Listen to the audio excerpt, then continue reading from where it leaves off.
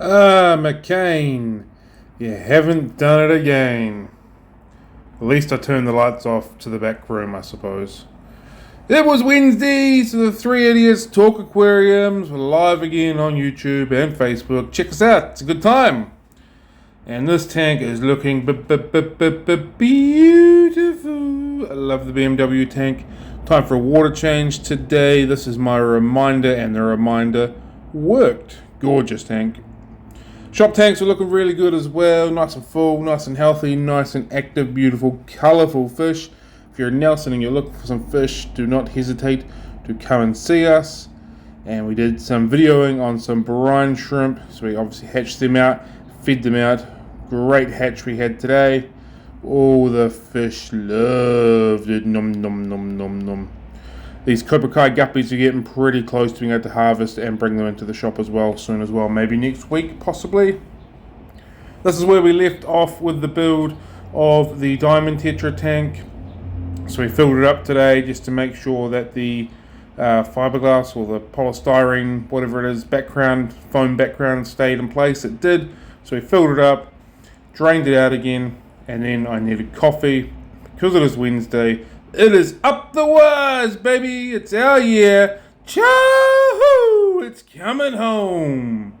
It was then time to do some aquarium maintenance. If you're in Nelson and you're struggling with your aquarium maintenance, please do not hesitate to get in touch. We're more than happy to come around and give you a hand with that process.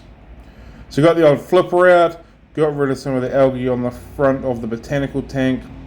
So here I'm showing the scrubby pad of it, I guess, which works pretty well.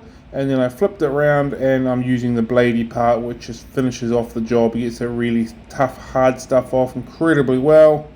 Looking at go, pretty good. I love my flipper. If you haven't got one, give it a go. We don't sell them, so I can't sell you one, but they're a great product. Here is some in-tank footage from the dual cam. I thought it looked kind of cool, half and halving it, just sort of water going up and down in the botanical tank. Kind of felt like the side of a stream, if that sort of makes sense. And then we drained the water off a little bit more, and now it looks like a what do they call those? Just like a weird little pond thing, a creek that's not really going anywhere. Either way, I thought it was kind of cool. And now we're filling it up as well. So I time-lapsed this, same thing, just little cool things I'm experiencing throughout the day, and I thought this was kind of rad. Filling it up, and now it's underwater, so a little bit different to what we would normally show you, and I think that's kind of rad. And the end result after all this water changing and glass cleaning is the pearl gouramis are very happy and very content, and the cherry barbs are loving life as well. So I'm really happy with how this tank has turned out. Looks pretty good now. It's a shame that I can't get more footage on it just because of the glare that comes through. BMW got his water change as well. Plenty of good fresh stuff going in there, and after every water change this thing goes crazy.